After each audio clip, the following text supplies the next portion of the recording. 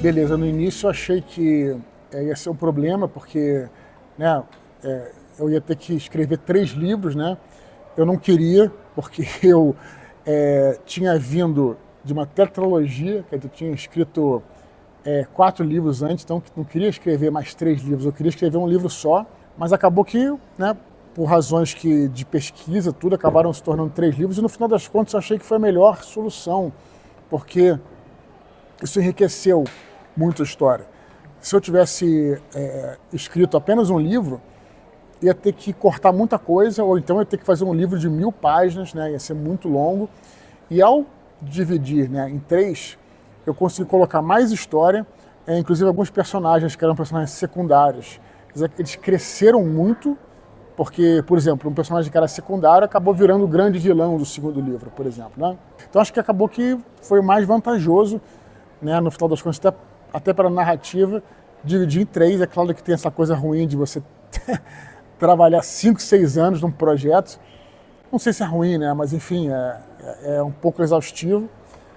Mas no final das contas eu achei que foi a melhor solução e fiquei muito feliz com o resultado, de modo que agora eu encerro a trilogia, né, com o Império do Leste, entregando ao público aí quase 2000 páginas, né, de história sobre a vida de São Jorge, uma história bacana no Império Romano. Então, no final das contas, fiquei orgulhoso com o resultado. Eu lido com a isenção que eu acho que o romancista tem que lidar, né? No caso, por exemplo, da tetralogia angélica, eu não falava de religião, eu falava sobre mitologia, falava sobre história, falava sobre filosofia, até um pouco sobre teologia, mas não sobre religião, quer dizer, não sobre aquela parte dogmática da religião. Afinal de contas, os anjos não têm religião, né? Os anjos são os próprios anjos, né? E aqui em Santo Guerreiro, da mesma maneira. Considerando que é uma ficção histórica, você precisa realmente, vamos colocar dessa maneira, mostrar as várias nuances, né, daquele período histórico. Então você tem que mostrar os personagens. Então temos personagens que são cristãos, outros que são judeus, outros que são inclusive materialistas, ateus, filósofos gregos e tal.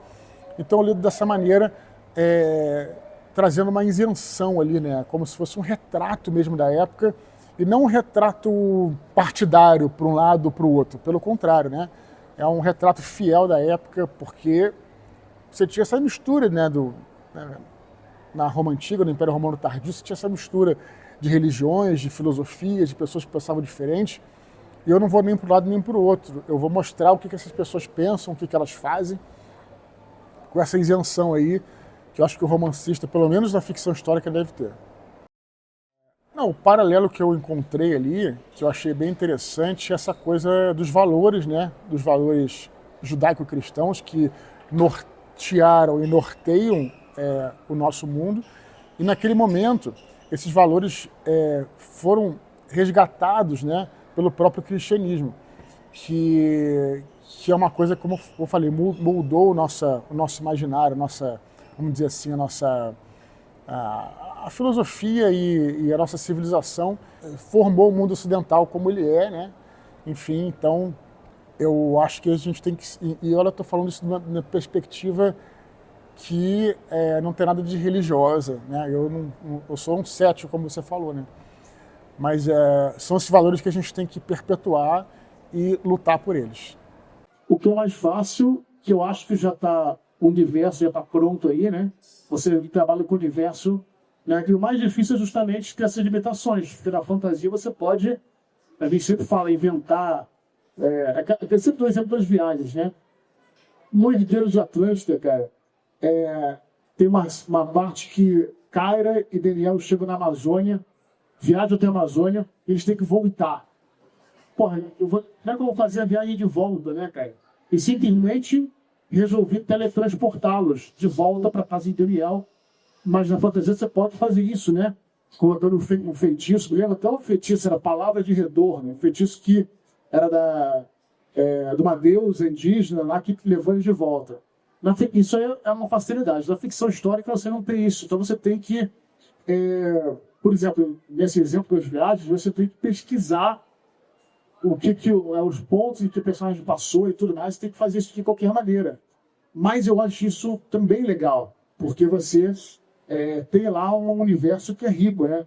Eu adoro escrever fantasia, vou continuar escrevendo fantasia e tal, mas a ficção histórica tem essa coisa também de que aqueles fatos aconteceram e aqueles lugares existem. Cara, isso é fascinante quando você começa a entender realmente que não existe trama que possa sair da cabeça de uma pessoa. A gente adora fazer isso, é muito bacana, né? Criar os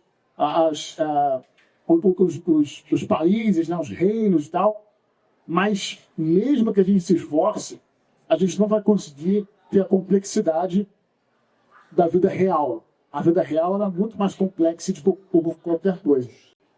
Eu vou te dar um exemplo prático que eu, quando cheguei a Batalha do Apocalipse, não tinha ido a Israel, a Jerusalém, né? E eu acabei depois, né, da época. Cara, é incrível estar nesses lugares, até por uma questão, ao mesmo tempo que é transcendental estar nesses lugares, também desmistifica muita coisa, né, do que a gente pensa, assim. Por exemplo, no Batalha do Apocalipse, na mitologia, tem uma região chamada Guerrena, que no Batalha do Apocalipse é o segundo céu, e é onde fica meio que o inferno do céu, né, onde ficam os caras que estão esperando pelo julgamento e tal. Isso é da tradição hebraica cristã, tem na Guerrena. E aí, eu estava lá no topo em Jerusalém, no topo de uma torre, e aí a guia estava falando, aqui eu não sei o que estava, ali é a Guerrena. A Guerrena, na verdade, é o Vale do Rinom, que era onde se jogavam os corpos dos indigentes, né? Então, eu falei, caraca, é ali. Quer dizer, aquela Guerrena mística toda, eu estava do lado dela, né? É uma parte do vale tudo, né? Eu escrevi o Batalha do Apocalipse, depois a trilogia Filhos do Éden, que forma a tetralogia angélica, e encerrei aí a recente trilogia Santo Guerreiro. Só procurar nas livrarias, enfim, na internet, e me procurar também lá no Instagram, que é o Dudu Spor, no Twitter, Eduardo Spor, e temos o Telegram também, nosso canal de transmissão no Telegram, que é Eduardo Spor também. E temos o Mini Pós Literário, que é um podcast que sai todas as quintas-feiras em todas as plataformas.